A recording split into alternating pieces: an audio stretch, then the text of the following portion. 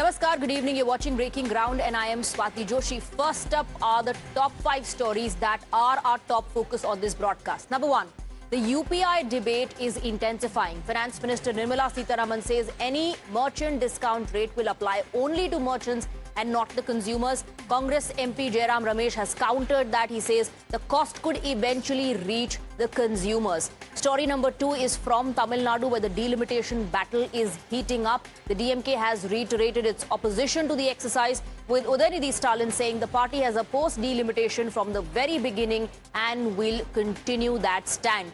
There's another development being reported from Tamil Nadu, where a massive showdown was witnessed in the assembly, and this over the Mekadatu issue.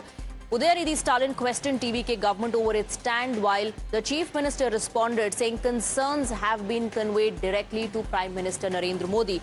We'll tell you all about the political face-off as well, which is escalating over Mohan Bhagwat's outreach to Gen Z. Congress and INDI partners claim RSS is trying to damage control after Jantar Mantar protest fallout.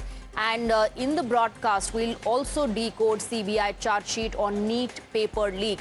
Documents accessed reveal how the alleged leak network operated, from coded question paper sets to accuse using hidden identities, and from secret offline classes to a trail of phones. We'll tell you all of that on this broadcast. First up is the big story that we are tracking, the face-off over UPI. So a new bill passed in the Lok Sabha is creating buzz over if your UPI transaction will incur extra cost soon.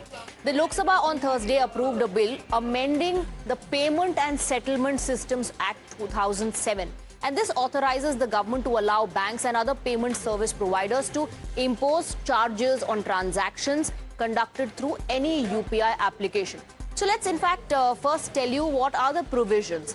This bill passed by the Lok Sabha has made key amendments to the Payment and Settlement Systems Act 2007. It authorizes charges on UPI payments. Under this, banks may charge extra cost for every transaction. However, this has to be noted, this particular point, that the bill does not get implemented immediately. The government has to formally notify banks and other service providers before they can begin levying what's known as the merchant discount rate, or MDR. Objectively speaking, this charge is meant to be paid by the merchants, but the opposition believes that it could eventually be passed on to consumers the way other costs often are. Also, small-scale merchants won't be affected at all. Only big merchants with an annual turnover of above 1.5 crore rupees will have to pay, and only if the government formally notifies the rule. It is important to understand why it can have a large-scale impact. Let's take a look at how many people use UPI, what's the annual transaction like. First of all, let me tell you there are 55.49 crore users of UPI applications. In financial year 26 alone, if you talk about the transactions, in financial year 26, it amounts to 24,162 crores. Financial year 26 transaction value is at around 314.23 lakh crore rupees. The daily average transaction is 74 crores and the daily average value is 96,405 crore rupees. That gives you a picture, a sense of the large-scale impact. Now, let's listen in to the reactions that are coming in. Meanwhile, of course, you have this political fight going on where the opposition is not convinced with the clarification which is coming in from the finance minister, the fact check which is coming in. The opposition believes eventually, of course, this will be transferred to the consumers. How are people looking at this? Let's listen into some reactions. अगर आप bill में ये लिखा होगा किसी न किसी तो देना पड़ेगा, अगर ये बोले हैं कि मर्चेंडाइज को देना पड़ेगा, यानी कि जिससे हम लेंगे तो वो भी तो हमसे लेगा, वो तो कहीं ना कहीं से वो जुगाड़ तो बना लेगा. आपने जेब से तो आज तक कौन देता है? कोई नहीं देगा. तो इस पर थोड़ा सा इनको देखना पड़ेगा कि पैसा आएगा कहां से. अगर देश भर में जो है यूपीआई पेमेंट्स चल रही है, साथ ही साथ कैशलेस इंडिया के कैशलेस जो इंडिया भी वो भी होने जा रहा है, लेकिन वहीं यूपीआई की मैं बात करूं तो बहुत से लोगों को दिक्कत भी होती है, चाहे वो खरीदने वाला हो कोई चीज़ या कोई जो दुकानदार होगा, जो देने वाला होगा, उसके लिए भी कहीं ना कहीं दिक्कत पैदा कर सकती है. The opposition, like I said, is not convinced with the clarification coming in. It is gunning for the BJP government, alleging that it is ordinary UPI users, the millions of Indians who rely on digital payments every day, who will ultimately bear the cost. Listen in. ये जो है ना, सारी government जो है सिर्फ लूटने पर लगी हुई है. कैसे आम आदमी की जेब से पैसा निकाला जाए, उसके तरीके रोज नए नए खोजते हैं। ये आम आदमी की जेब से पैसा निकालना है और अपने मित्रों को फायदा पहुंचाना है, बस इसी के एजेंडे पर ये पूरी सरकार है। आज तक कोई ऐसा इस साल कानून बना है जो जनता के लाभ के लिए बना हो? सिवा लूटने के लिए किसी ने, अरे आप इतने से ज़्यादा पैसा निकालोगे तो आपकी जेब पैसा कट जाते कि नहीं कट जाते? ये तो काम ही ऐसा कर रहे हैं। कोई काम ऐसा नहीं कर रहे हैं जो कोई प्रोडक्टिव काम हो। सिर्फ लोगों की जेब से पैसा कैसे निकाला जाए और उसको रेवड़ियों के रूप में कैसे बांटा जाए, यही काम है। देखिए, समाजवादी पार्टी समझती कि ये भारतीय जनता पार्टी की सरकार जो किसान विरोधी है, मजदूर विरोधी है, छात्र विरोधी है, वो सरकार अब व्यापारियों के खिलाफ भी लगातार काम कर रही है। जिस तरह से यूपीआई पे एक लिमिट बांध दी कि इसके बाद वो उस पर टैक्स वसूलेंगे, कर लेंगे, समाजवादी पार्टी समझती कि कहीं ना कहीं जो व्यापारी हैं उनको बड़ा नुकसान होगा, क्योंकि ये वही भारतीय जनता पार्टी जो डिजिटल इंडिया की बात करती थी। जब डिजिटल लोग पेमेंट करने लगे और डिजिटल हो गए, तब वो अब उन पे टैक्स की बात कर रही है। तो भारतीय जनता पार्टी पे कोई भरोसा नहीं कर सकता। आज व्यापारियों के लिए इस तरह के कानून आए, आने वाले समय में जनता के लिए भी आ सकते हैं। Are merchants not citizen of this country? Merchants means they are all our brothers and sisters. No, what a strange statement it is. I would like to say it's a draconian provision, but it is going to affect millions of countrymen. This government was making big claims on digital India payment and all those things, but finally this is the reality. It's a very serious issue, and we will take up this issue in the coming days in the streets. Well, responding to the opposition's charges, Finance Minister Nirmala Sitharaman has sought to clear the air. She said the MDR, which is the merchant discount rate, will apply only to merchants and not the consumers. The Finance Minister also argued that the policy will encourage banks and fintech firms to invest more in infrastructure as well as security. Ultimately, that will benefit the UPI users, as per the Finance Minister.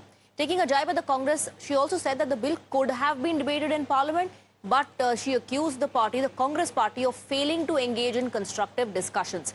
Congress MP Jairam Ramesh has hit back at the centre, saying the MDR, or the merchant discount rate, has effectively been passed on to consumers. He has also argued that the RBI is capable of supporting UPI ecosystem and questioned the government's handling of the issue. Jairam Ramesh further alleged that the government removed the statutory guarantee for UPI funding and claimed Parliament continues to face disruptions because, according to him, the government is not being accountable. Meanwhile, RBI Governor Sanjay Malhotra has struck a pragmatic note on the issue. While acknowledging that someone has to bear the cost of running the payments ecosystem, he stressed that the policy is still evolving and that the government is working on the necessary amendments. We have some breaking inputs coming in on the broadcast. Arvind Kejriwal, in fact, has stepped into the UPI debate. He's put out a post on social media platform X, and he has shared a newspaper clipping and alleged that the Modi government is being influenced by US President Donald Trump. Arvind Kejriwal also claimed there is a hidden Trump factor behind the new UPI rules. Interesting reaction there coming in from Mr. Kejriwal, who says Trump is running Modi government, that Modi government is following Donald Trump's footsteps. He also says that there is a Trump factor as far as the new UPI rules are concerned. Let's go across to Pragya. She's getting us more details. Pragya, what does Mr. Arvind Kejriwal mean by Trump factor in the UPI rules? He's put out a post. He's saying that Donald Trump is running the Modi government.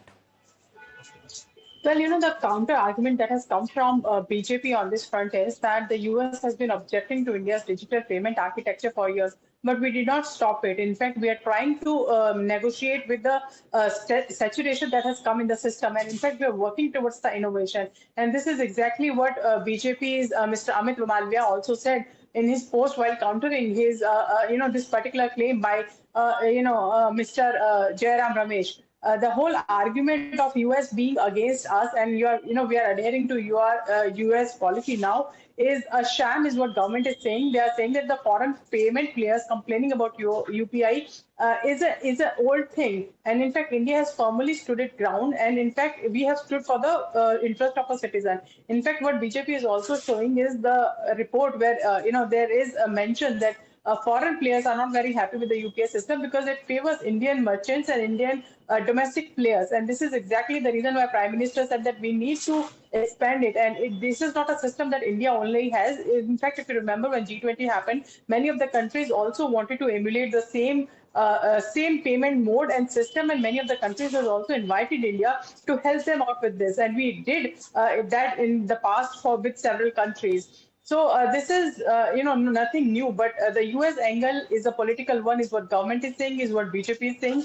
The fact is that BJP also says that in 2018, MasterCard formally complained to US government that Prime Minister Modi's promotion of RuPay was hurting American payment companies, is what, the BJP is saying. So in a way, the government is also citing data to say that the UPI system has been flourishing, it has been expanding, and foreign players have been in fact complaining ever since 2018. That hasn't stopped us from UPI system expansion. Modi government is also giving a clarification saying that this is ultimately going to help the banks and the fintechs invest in infrastructure and security, which will end up benefiting the users. Absolutely, and in fact, a lot of payment that has been made and expenditure that has been incurred towards this particular segment, in order to subsidize this RuPay and BhimPay, the government is also incurring a lot of expenditure. In fact, the bill is now allowing the center to notify payment system where the MDR can be levied. But having said that, RBI also at one point of time said that someone needs to bear this particular cost. And in fact, the government says that they also have to point a minimal levy on certain UPI transaction, which is not person to person, Swati. If, I pay you through UPI money, there will be no charge. But if I want to pay Amazon, or for that matter, I want to pay some customer that UPI, then a nominal amount is going to be charged. And there is also a minimum bar of ₹2,000 on which there will be no payment. So government is also negotiating with certain apprehensions that the people may have. And in fact, they're also looking at the larger interest of the people and the country.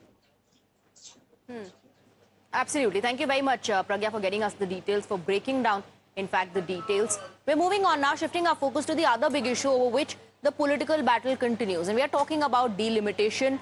With the centre signalling its intent to bring back delimitation bill, the issue has now triggered a fresh showdown between the DMK and the TVK in Tamil Nadu. Amid speculation over DMK's stand, Udayanidhi Stalin has made the party's position clear. He says the DMK has opposed delimitation from the very beginning and will continue to do so. Meanwhile, Tamil Nadu Chief Minister Vijay is set to hold a consultative meeting with the state's Lok Sabha and Rajya Sabha MPs on the 8th of August over the centre's planned delimitation exercise. The meeting will focus on the possible impact of the exercise on Tamil Nadu and its representation. Meeting is scheduled for 3 p.m. on the 8th of August. இந்த தொகுதி மறுவரையறை delimitation அதை பற்றி ஒட்டுமொத்த இந்தியாவுக்கே முன்மாதிரியாக அதை முதலாக அந்த பிரச்சனையை பற்றி பேசிய திராவிட முன்னேற்ற கழகம் எங்களுடைய தலைவர் அவர்கள்தான். சென்ற ஆண்டு கிட்டத்தட்ட 5 முதலமைச்சர்கள் தென் தமிழகத்தில் இருக்கக்கூடிய அனைத்து முதலமைச்சர்களையும் சென்னைக்கு வர வைத்து ஒரு மிகப்பெரிய ஒரு ஆலோசனை கூட்டத்தை நடத்தி. Well, on the 15th of April 2026, TVK made its stand on delimitation clear. The party called the proposed exercise a biased move, saying it would reduce the representation of southern states and weaken Tamil Nadu's voice in parliament. TVK also said it supports the 33% women's reservation, but demanded a rollback of the proposed delimitation exercise. Now, the party also claimed that the move could reduce Tamil Nadu's share of central funds. So, let's take a look at what the centre's proposal is. The centre's proposal is that Lok Sabha seats will be increased from 543 to 850. The proposed increase is up to 850. Lok Sabha members from the states will be up to 815. Members from union territories up to 35. So there will be an amendment that will be made to Article 82. Currently, next delimitation based on census post 2026, and the proposed law from the centre says allow the delimitation based on pre-2026 census. Now, why are the southern states concerned? Why are they fearing the delimitation exercise? The core issue is population share. Over the decades, the southern states' share of India's total population has steadily declined from 26.2% in 1951 to 20.9% in 2011. Leaders in South argue that in future, parliamentary seats are allocated primarily on the basis of population. States that successfully controlled population could end up with relatively fewer seats and reduced political representation. We have some breaking inputs coming in on the broadcast. A lot of reactions. In fact, Udayanidhi Stalin made DMK's position clear that DMK has always opposed this. DMK now demands fair delimitation on Tamil Nadu. You first heard Mr. Udayanidhi Stalin. He said that DMK has been opposing this right from the start.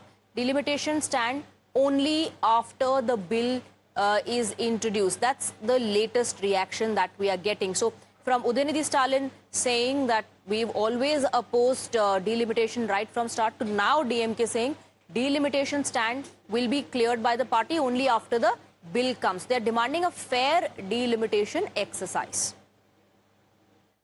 Regarding delimitation, we will decide only at the time of the bill being placed on the table of the parliament, because it is premature. In the last occasion, we have opposed it and we have given certain suggestions. If those suggestions are incorporated in the bill, then we will go into the bill, pros and cons of the bill.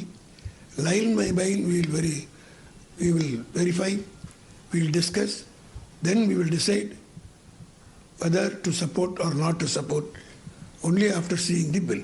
Now it is too early and premature. Let's go across to Varshni. She's joining us live on the broadcast with more details. So in the assembly, I believe Udayanidhi Stalin said that DMK has always opposed this right from the start.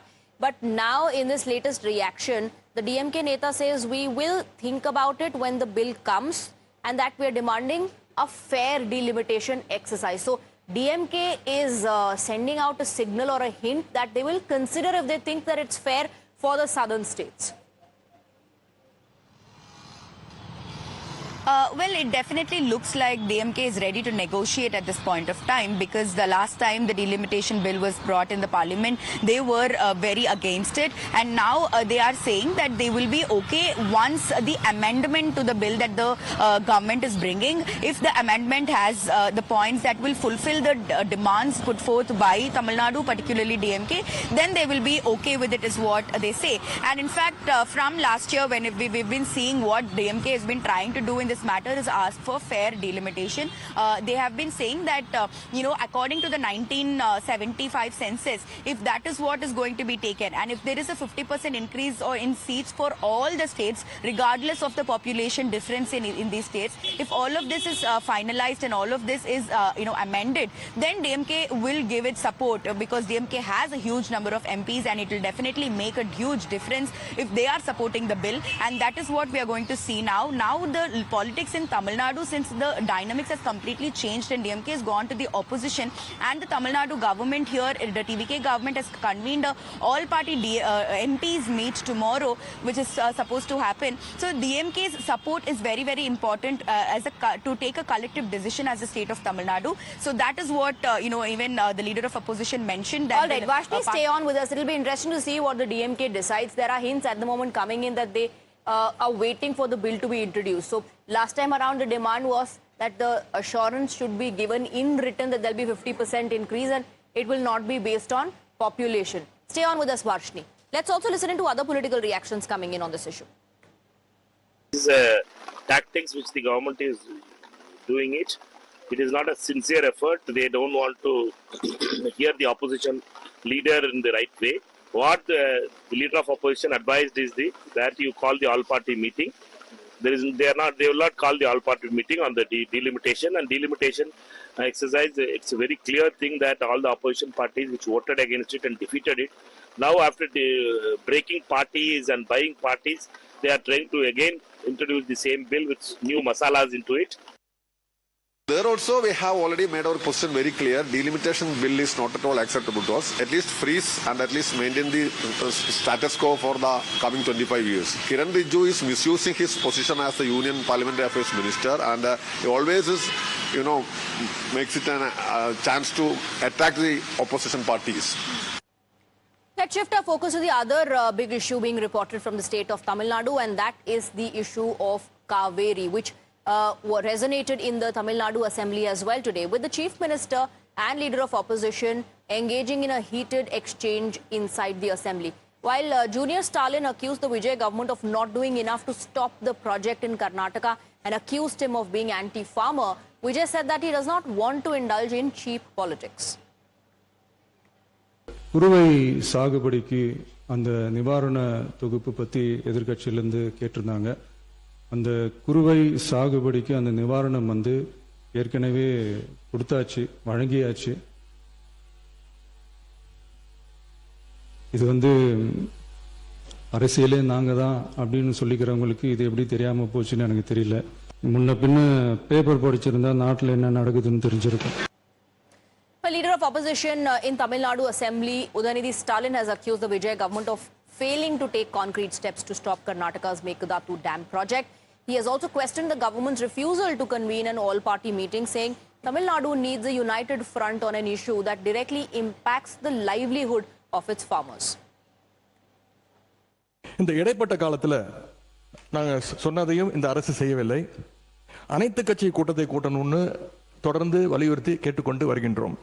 பெங்களூர்ல அனைத்து கட்சி கூட்டத்தை கூட்டுறோம்னு கர்நாடக முதலமைச்சர் அனைத்து கட்சிக்கும் அழைப்பும் விடுத்திருக்கிறார். இப்படி அவங்க ஸ்டெப் பை ஸ்டெப்பாக ஒரு மாசத்துல பல நடவடிக்கைகளை தொடர்ந்து எடுத்துக்கிட்டு வராங்க. அதே போல நாமளும் நம்முடைய ஒற்றுமையை கர்நாடக அரசுக்கும் ஒன்றிய அரசும் காட்ட வேண்டும் அப்படின்னு தான் நாங்கள் அனைத்து கட்சி கூட்டத்தை தொடர்ந்து கூட்ட வேண்டும் என்று எங்களுடைய கோரிக்கையை வச்சிருக்கிறோம். விவசாயிகள் மேல அக்கறை உள்ள ஒரு அரசு இதையெல்லாம் கேட்காமல தானாகவே செய்ய வேண்டும்.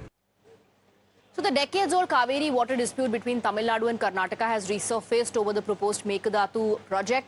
While Karnataka says the reservoir will cater to Bengaluru's drinking water needs and generate power without affecting Tamil Nadu's share, the state of Tamil Nadu continues to oppose the project over water sharing concerns. Karnataka maintains it will move ahead with preparations to submit a revised, detailed project report, while Tamil Nadu Chief Minister Vijay has written to Prime Minister Modi objecting to the proposal and questioned the centre's consideration of the project despite Tamil Nadu's objections. But why is Tamil Nadu opposing the project? Let's take a look. So Tamil Nadu will lose direct access to water. This is what the state's argument is, that farmers in the Delta region will be affected, that this project may also affect water levels in Mettur Dam, and they're also citing what the Supreme Court said. No unilateral decision by upper riparian state. Let's go across to Varshni, who continues to be with us on the broadcast. Varshni, this tussle over Kaveri continues between Karnataka and Tamil Nadu.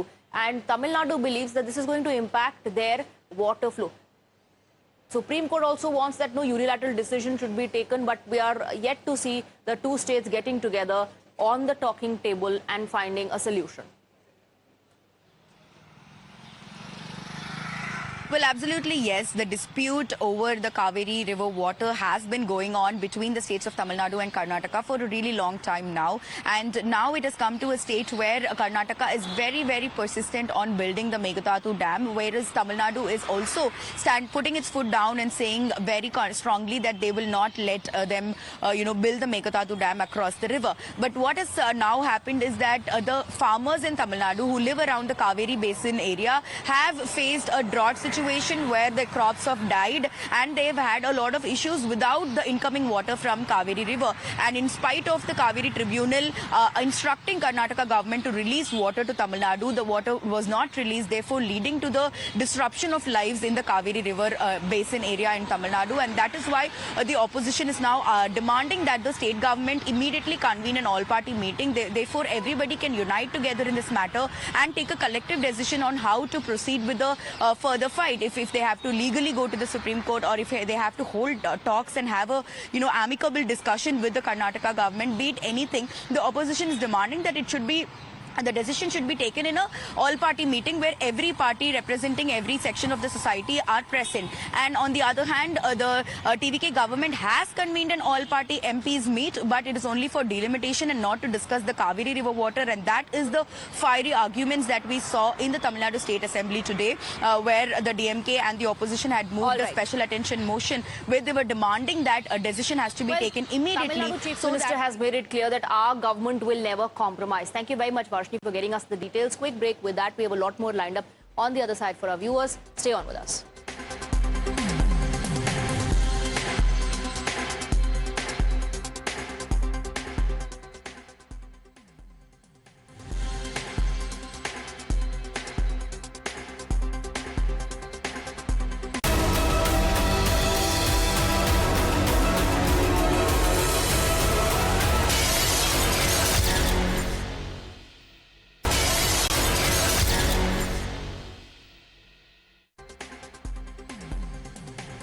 Welcome back. Gen Z is fast becoming the most sought after constituency in Indian politics, and suddenly everyone wants to pass its vibe check. A day after RSS chief Mohan Bhagwat made a direct outreach to young Indians, calling their anger genuine, saying protesters cannot be branded as anti-nationals, and acknowledging that this generation demands logical answers, the opposition has launched a coordinated counter-attack. Congress says the youth needs no certificate from the RSS. The Samajwadi Party calls Bhagwat's remarks damage control. And other opposition leaders are asking why the Sangh chief is speaking now after pellets, lathi charge and weeks of confrontation with protesting students. So now it's Sangh and BJP versus opposition in the battle for the Gen Z's vibe and their trust. Here's what Mohan Bhagwat said, and then we'll take you through reactions coming in from the opposition camp. अब जेन जी की बात है तो अभी जो हुआ है grievance तो जेन्युइन है कि जेन जी अगर एजिटेशन कर रही है तो एंटी नेशनल तो है नहीं, अपने लोग हैं, अपनी नेक्स्ट जनरेशन है जी सर। और हम लोगों को भी ऐसा देखना चाहिए कि अगर जेन जी चिल्ला रही है तो विरोध के लिए नहीं चिल्ला रही, कुछ तकलीफ है इसलिए चिल्ला, बिल्कुल उसको ठीक करना चाहिए। एजिटेशन जो होना है वो आपके खिलाफ या मेरे खिलाफ न होकर वो सिस्टम करेक्शन के लिए होना चाहिए। And those words of Mohan Bhagwat have now triggered an opposition pile on. The opposition's argument is simple. Don't merely tell Gen Z it isn't anti-national. Answer for what happened when young protesters were on the streets. Priyanka Gandhi says that youth don't need a certificate from the RSS. Mr. P. Chidambaram wants Gen Z to remember what BJP and RSS leaders allegedly said during the agitation. K.C. Venugopal wants an apology from the Prime Minister and the Home Minister. And several opposition leaders are calling Bhagwat's intervention nothing more than belated damage control. Priyanka ma'am, do you have to say anything? Ma'am, you have to say anything on Mohan Bhagwat saying Gen Z are not anti-nationals. For the first time, he has spoken with Gen Z. They don't need a certificate from him. For the first time, they've interacted with them. They don't need a certificate from Mohan Bhagwat ji. See, conversations with the Gen Z is most welcome, but it should be a two-way conversation. It cannot be just a lecture or a monologue. You must also listen to the views of Gen Z, their concerns and their worries and their angst. Joblessness is the biggest problem in our country. Young people coming out of our education system are not finding appropriate jobs. And until the government sort of creates an environment for job creation, I don't expect the government itself to create jobs. That cannot be sorted out. We all know that RSS is shaken, and the RSS and those affiliated organizations, long politics has got destroyed, and the students have shown that what is their power. The way they are capturing, the RSS is capturing the educational institutions, the student power is stopping them, and the commercialization of education has destroyed the whole ecosystem itself. Therefore, it's a shock on which Mr. Bhagwat is reacting. ये हर चीज को control करना चाहते हैं, लेकिन अब ये फंसे हुए हैं, भी कुछ नहीं ला पाएंगे। ये 100% माइनॉरिटी पे टारगेट है। जो पैसा बाहर से आता है, सब लीगल उसके अंदर हो रहा है, उन सबको कंट्रोल करके अपने हिसाब से उनको डाइवर्ट करना है और कुछ नहीं है। ये सब चीज। Well, from Congress to the Samajwadi Party, from the left to regional parties, the attack follows one common line, that Bhagwat's words cannot erase the rhetoric or police action that was witnessed during the agitation. The opposition wants the conversation to move from what Bhagwat is saying now to what BJP and RSS leaders said about the protesting students. RSS is a highly confused organization, especially on this student agitation, because their joint secretary a couple of days ago stated that these people are anti-nationals. And people like Kangana Rautar, they are still in BJP, who is continuously attacking students and their movements. Many number of BJP MPs are there. RSS chief statement cannot be taken into account, because if he is serious, at least direct Mr. Amit Shah to come and make a statement in the parliament. तो RSS के जो हमारे प्रमुख है मोहन भागवत जी, उनसे प्रार्थना है, आपके साथ में जो बैठे हैं ना, उनको पहले शिक्षा दे दो। उनको शिक्षा की जरूरत है, उनको शिक्षा की जरूरत है। देश को विघटन करने वाले बयान और कार्य आपके सब लोग कर रहे हैं, वो पहले रोको। Bharatiya Janata Party and its supporters are now jumping on the popularity of the Gen Z bandwagon. Where were they when there was a lathi charge on these peaceful protesters. Who ordered the lathi charge? Why are there no answers on that question? The Bharatiya Janata Party government in the center needs to come out in the open, answer the Gen Z, answer the people of India. Who ordered lathi charge? I think when he was talking to Gen Zs and answering his question, actually I think he was addressing to the Modi government, and it was all said for the Modi government that winning election is not only the thing. You have to contribute towards the society, you have to contribute towards the issues of the people raised by them. And also he said that protest is not anti-national. That is the biggest takeaway from his interview. And now CJP founder Abhijit Dipke has weighed in on Mohan Bhagwat's Gen Z outreach, picking up specifically on the RSS chief's remarks about protesters not being anti-national. Dipke added that the BJP must listen to Bhagwat's message because it's leaders of BJP who targeted the protesters. नहीं, मुझे जो लगता है मोहन भागवत का जो कल का जो स्टेटमेंट था, जो सबसे इम्पोर्टेंट स्टेटमेंट था, वो ये था कि जेनजी को एंटी नेशनल्स मत कहो, प्रोटेस्ट करना उनका अधिकार है और जेन्युइन इश्यूज़ है। तो उन्होंने जो ये चीज़ कही है मैं पूरी तरह अग्री करता हूँ। मैं चाहता हूँ कि मोहन भागवत, क्योंकि वो बीजेपी के एक तरीके से मेंटर है, नरेंद्र मोदी जी के भी गॉडफादर है, तो एक बार वो सेम चीज़ बीजेपी वालों को बता दे, नरेंद्र मोदी जी को बता दे कि ये जो स्टूडेंट्स है, यूथ है, उनको एंटी नेशनल्स ना कहा है, क्योंकि ये लोग तो सारे बीजेपी वाले लोग एंटी नेशनल कह रहे हैं। बिल्कुल जांचना चाहिए। आप देखिए, अगर सबसे ज़्यादा फेक वीडियोस कहीं से निकलेंगे तो IT सेल के ही निकलेंगे। तो मैं चाहता हूँ मोहन भागवत की स्टेटमेंट, इस बात को भी मान लिया जाए, इन्वेस्टिगेशन किया जाए, कौन सा वीडियो सही है, कौन सा गलत है। So let's try and understand in terms of data, why is everyone trying to woo Gen Z? This is the largest or the biggest voting bloc in 2029. There are 380 million Gen Z voters in the age group of 18 to 32, and 1 in 4 eligible voters will be Gen Z. So 25.1% share of India's electorate, and they also constitute the largest vote bank in 2029. So political parties clearly eyeing the 2029 elections, and they understand the significance and power of Gen Z. And that's the reason you have this massive outreach now, even by RSS. The opposition says that RSS is a little late in doing so, and this is nothing but damage control. Let's move on now. Let's shift our focus to some breaking inputs coming in on the broadcast, and we're given to understand that there was a protest. This is in connection to the KPSC recruitment exam. Row ABVP members protested in Bengaluru. Visuals coming in as well. The protest is over alleged irregularities in recruitment. ABVP and BJP members are demanding a CBI probe in this matter. So ABVP protesters tried to lay siege to the Chief Minister's residence in Bengaluru over alleged irregularities in KPSC recruitment exam, especially in the recruitment of veterinary doctor. Both ABVP and BJP members demanded investigation to be handed over to the CBI.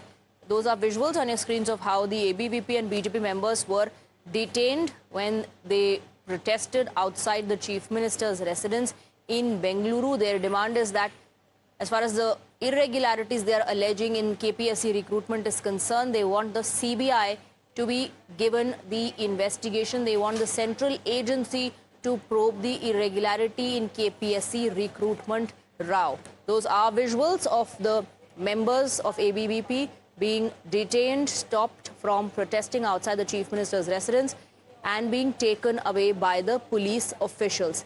We have Akshara getting us more details. Let's go across to Akshara.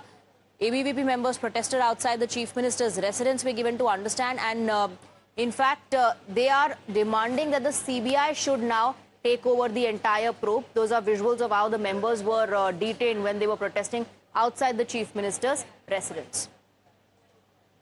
Yes, so this has been a long-standing demand since the KPSC irregularities came to the fore. Both the BJP and the ABVP have been staging protests demanding this particular issue be handed over to the CBI. That has been going on, and pertaining to this, the demand that has been put forth by the ABVP and the BJP. Now, ABVP has staged a protest, which we are learned to understand has taken place in front of the CM's residence, and they tried to lay siege to the CM residence, but the police officials who were present at the spot, have detained them. So that's the latest that has has been available pertaining to this incident, those details. And as I mentioned earlier, the demand from the BJP and the ABVP and the students who are staging a protest is that this particular case be handed over to the CBI. And there have been many irregularities in the KPSC, and even during the recruitment of veterinary doctors as well, which came to the fore recently. An FIR was registered, and the Karnataka state government had set up an SIT to investigate into this matter. Now, regarding all these developments, now the ABVP has staged a protest and tried to pay siege to the CM's residents, and who have been now detained. Right. All right, Akshara, thank you very much for getting us the details. We're moving on now. We have some breaking inputs coming in on the broadcast from the Delhi High Court. According to reports coming in, Delhi High Court Judge Justice Amit Mahajan made an observation, an oral observation, that protests should ideally not be held at Jantar Mantar. The judge said that national capital cannot be put to ransom because of demonstrations. These are observations of the High Court judge.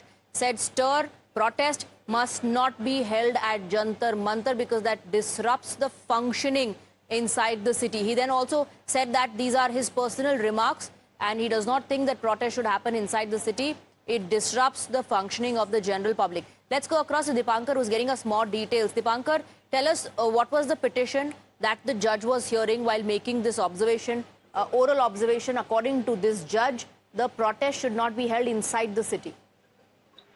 Well, yes, it was a petition that was filed by a Dalit Christians association, and they were seeking to do a peaceful protest at Jantar Mantar for the inclusion of Dalit Christians in the scheduled caste framework. And while hearing this petition, Justice Amit Mahajan, who was hearing this petition, made the oral remark that doing such protests inside the city causes disruption in the functioning of the general public, including the roads and the ambulances, and said that the national capital cannot be put to ransom because of such demonstrations.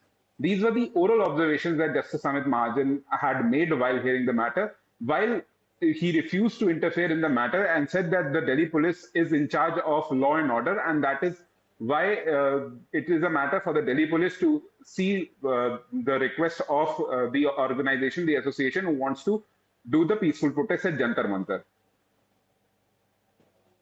So the judge also said that these are his personal remarks. Dipankar, he said ultimately the call, of course, will be taken by the Delhi police because law and order is something that the Delhi police looks after. But he says personally he feels because the functioning of the city, as per the judge, is disrupted, and that's why the protest should not happen. This will lead to, a lot of reactions, especially since we've just witnessed massive protests at Jantar Mantar and what happened thereafter. There will be a lot of political reactions as well.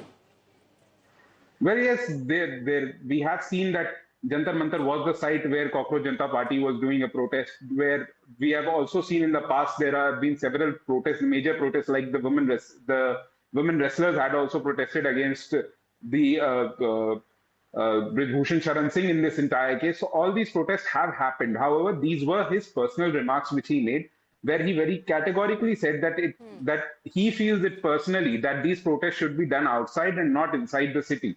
And these doing such kind of protests inside the city. But like I said, there are reactions coming in. Dipankar, do stay on with us. We have some breaking inputs coming in. Saurav Das of the CJP has reacted. CJP Saurav Das reacts to High Court observations and asks, will you designate India Gate for protest? He also goes on to say, won't tolerate taking away Jantar Mantar. So Saurav Das has put out a post on social media platform X, and he's asking, before Jantar Mantar protest site is taken away, will India Gate be designated as a protest site where people can exercise their fundamental right to peacefully protest? You took away the India Gate, we will not tolerate taking away Jantar Mantar too. That's the comment coming in from Saurav Das, who has cited right to protest. He says, let us know if you will give us India Gate as a designated site for us to carry out our exercise to peacefully protest. Will you designate India Gate is the question Saurav Das is asking. This has snowballed into a massive controversy. The judge, however, did say, and let's go back to Dipankar, in fact, the judge did say that these are his personal remarks. Ultimately, a decision will be taken whether or not permission can be granted by the Delhi police. But Saurav Das already has reacted and asks whether India Gate will be now designated as a protest site, because this is a fundamental right of people to protest. Well, yes, as I was stating earlier, we have seen Jantar Mantar being the protest site of a lot of big protests. We have seen Jantar Mantar was the protest site of the Cockroach Janata Party, and before that also, Jantar Mantar was a designated protest site where female wrestlers had protested against Brijbhushan Sharan Singh. If you remember when they were seeking action against Brijbhushan Sharan Singh under the alleged sexual harassment case. So Jantar Mantar has been the proper designated site for any kind of protests that have happened in Delhi. But over here, the court has very categorically gone on to say that it is in the end the call of the Delhi police whether the Delhi police will allow protest at Jantar Mantar, because law and order is a issue that is dealt by the Delhi police and not by the court.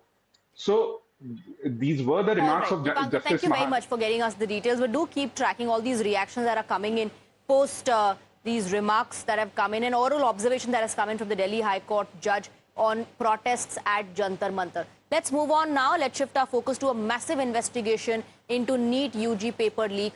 And now Times Now has accessed the trail that reveals how the alleged operation unfolded. NEET-UG paper leak investigation has opened up a trail of secret codes, classroom connections and digital evidence. Documents that have been accessed by Times Now reveal how the alleged leak network operated, from coded question paper sets to accused using hidden identities, and from secret offline classes to a trail of phones, call records and forensic evidence. The investigation points towards the alleged role of multiple individuals, including teachers, who investigators claim were connected to the circulation of leaked questions. Our investigation has accessed details of how subject-wise questions were paper leak trail. So documents that have been accessed by Times Now show that there was secrecy tactics allegedly were being used by both the examining body and those who have been accused in this particular case. The question paper sets were protected under specific code names like Kailash and Shivalik, but the code trail does not end there. Investigators found that accused Yash Yadav and had saved co-accused Shubham Madhukar Khairnar's phone number under the name AP Broker. The chat records, according to the investigation, shows that this particular number was being used specifically for what was referred to as third May work. However, the mobile phone allegedly used by Shubham to communicate as AP Broker and send the leaked questions has not been recovered by the CBI. During investigation, Shubham claimed that the phone was lost after it fell from his pocket while he was riding a motorbike on the 6th of May or the 7th of May. Now, the role of teachers in the alleged NEET-UG paper leak network has also come to fore. Documents accessed by Times Now reveal details of how investigators are examining the involvement of multiple individuals linked to different subjects. The investigation points towards chemistry expert PV Kulkarni, who allegedly held 3 days of offline classes before the examination. Investigators claim leaked questions and specific question answer sets were provided to candidates during these offline